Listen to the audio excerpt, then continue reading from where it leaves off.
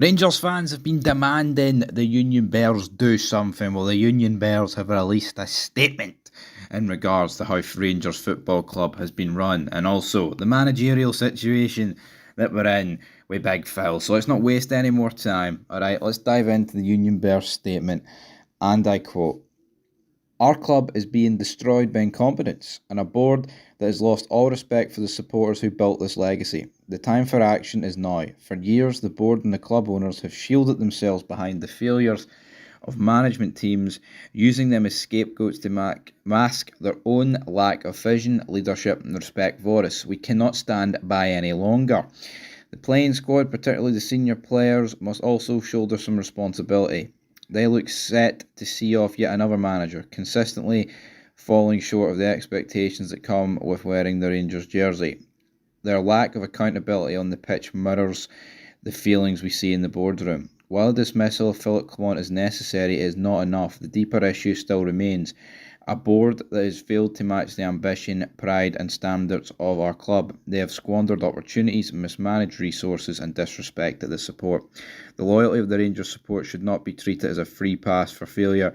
We are the lifeblood of this club and cannot sit back while the board tarnishes its legacy. The time for excuses is over. It's time for accountability, transparency and leadership worthy of Rangers. This weekend, the Rangers support must unite and demand change. Union Bears, no surrender." So, what does that mean, folks? Right, I'll tell you what that means. So let's break this down. The Union Bears basically calling it the Rangers board, right? But you know, they're saying that they're using management teams and players as scapegoats, essentially, right? I mean, the Rangers board is a mess. There is no telling me otherwise, right? But that doesn't excuse Philip Clement. And as for the players, I want to just go through this one more time because we can debate all day about Clement and the board, right? But I mean, they say like the playing squad, the senior players must shoulder some responsibility as they're yet to see off another manager. The reality is, right, there hasn't. We've lost so many players in the last two summers that would have been a part of the old regimes, right? The only guys left from around, these sort of errors were like, Gio, Beale, and Clement. Who actually are they? If we're being like truthful about it, what James Tavernier, John Suter. I mean, that's it. Realistically, they're the ones that have seen off three managers. Unless I completely forget about someone, but you go through the 11, right? You've got guys like Danilo, Butland, right? Yilmaz. I mean, I guess Yilmaz was signed under Gio, wasn't he? So, I mean, he's seen three managers off potentially.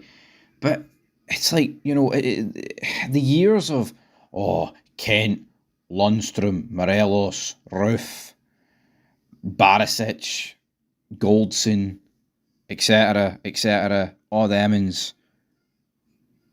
Did I say Morelos? Can't remember if I did, right? The days of saying all these guys they need to go, Ryan Jack, etc., too injury prone, Scott Arfield, etc.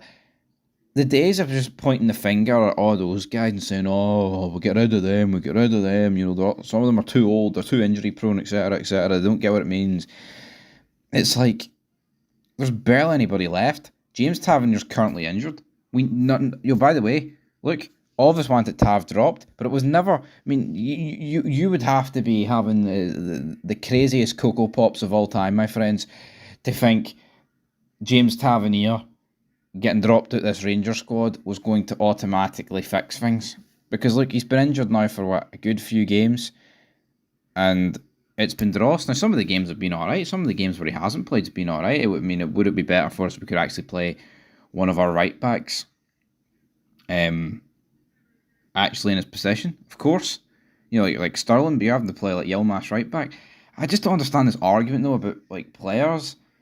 Like I felt like you could use this excuse right up until last summer, where there was still a lot of guys at the club, the likes of Kamaru, Barisic, Lundstrom, Goldson, etc., etc. Because this previous summer you got rid of a lot, and then this summer you got rid of a lot. That's 2 summers in a row we've like really got rid of the core of this team, guys that have been here for a few years. I look at it now and it's like, apart from Tav, right? I think most Rangers fans would want to keep John Souttar, so I don't really understand shouldering the blame onto him. As for Yilmaz, I think Yilmaz is up in the air. It's kind of like, well, he's a bit pish, but more importantly, he's injury prone, and that's the problem with Yilmaz. Some people love him, some people like get rid of him. I'm in the camp of get rid of him. If we can get a couple of million for Yilmaz, I'm all for it. But yeah, I think that's an interesting take. But I hear a lot of people say, oh, it's these players that keep getting managers sacked. Yo, you know, there's very little players in this team, this squad, that have been there since Gio.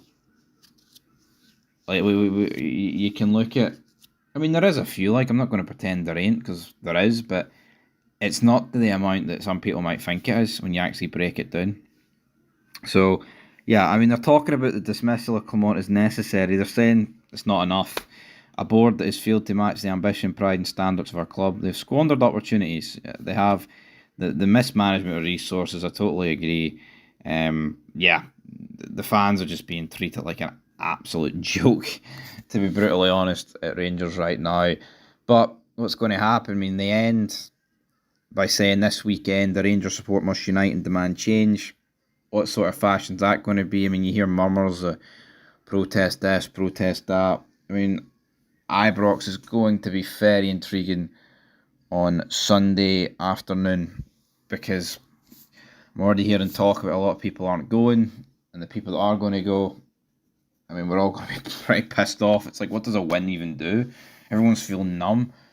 It's like, I do expect us to beat bottom of the league, St Johnstone, like at home, but the reality, can you imagine? I mean, it's not out of the question. Like, you go in at half time and it's 0-0. It could get seriously scary, man. I'm not even exaggerating here. Could be crazy talk.